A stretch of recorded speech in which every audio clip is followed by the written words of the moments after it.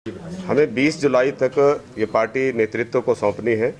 आज हमने मंडी में बैठक की और इसमें सभी विधानसभा क्षेत्र से हमारे जो नेता हैं, ठाकुर कौल सिंह जी और अन्य सभी उम्मीदवार यहाँ उपस्थित थे। सोनलाल जी थे, पूर्व विधायक साहब। एविडेंस के साथ लगेंगे, एविडेंस भी लगेंगे, लेकिन कई जगह पे हमें आरटीआई के माध्यम से सूचनाएं नहीं मिल रही हैं। हमारे माननीय विधायक विधानसभा में प्रश्न कर रहे हैं, उसकी सूचनाएं नहीं मिल रही है। तो जिस भी तरीके से होगा, हम जनता की अदालत में इन मुद्दों को पहुँचाने का काम करेंगे। क्या आपको लगता है कि चार्जशीट मात्र एक औपचारिकता बन के रहेगा कि चुनावों के दौरान जो आवश्यक रीत निभाई जाती है? नहीं, औपचारिकता मुझे लगता है कि इस बार हमारी पार्टी गंभीर है और कांग्रेस की सरकार बनेगी तो निश्चित तौर पे उससे कार्रवाई होगी। यहाँ ऐसे सबूत हमें मिले हैं जो अभी तक हमारे पास सूचनाएं नहीं थी। वैसे प्रदेश स्तर पे बड़े व्यापक स्तर पे इस पे जो है काम हुआ है। बहुत सारे हमारे पास तथ्य ऐसे अवेलेबल हुए हैं जिनको हम चार्जशीट में डालेंगे, लेकिन मंडी में जो है वो कुछ और नई बातें सुनने को मिली हैं। जैसे पाइप जो है वो इतनी घटिया क्वालिटी की पाई गई। हमने वीडियो देखे कि लेंथ के अलाउ जो है वो पाइप बीच में फट गई है, इतनी घटिया क्वालिटी की है।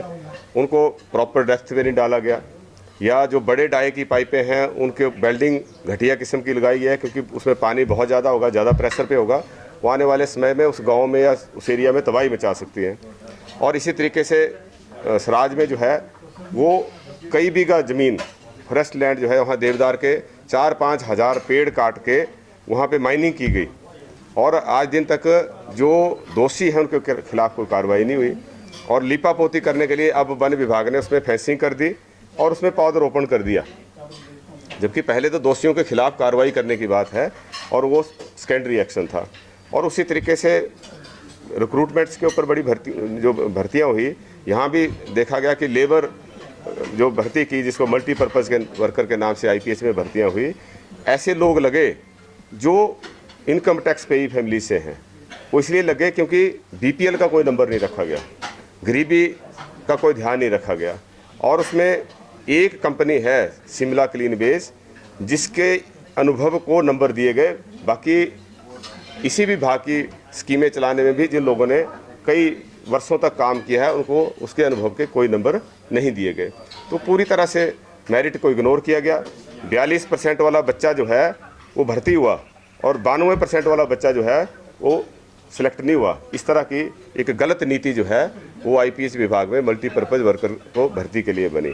और ऐसे भी सूचनाएं मिली हैं कि सरकारी ज़मीन के ऊपर कब्जा करके दुकानें बनाई गई ताकि जो सत्ता से जुड़े लोग हैं उनको जो है वो दुकानें अलॉट की जा सके।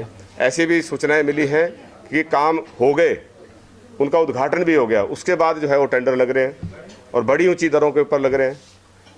जो पीडब्ल्यूडी है उसमें अर्थवर्क से रिलेटेड इतनी धांधलियाँ हुई हैं जो हमारी इमेजिनेशन से बाहर की हैं। ऊंची दरों के ऊपर और क्वांटिटी को बढ़ाकर जो है वो अपने चहेते ठेकेदारों को अनुचित तरीके से लाभ दिया गया।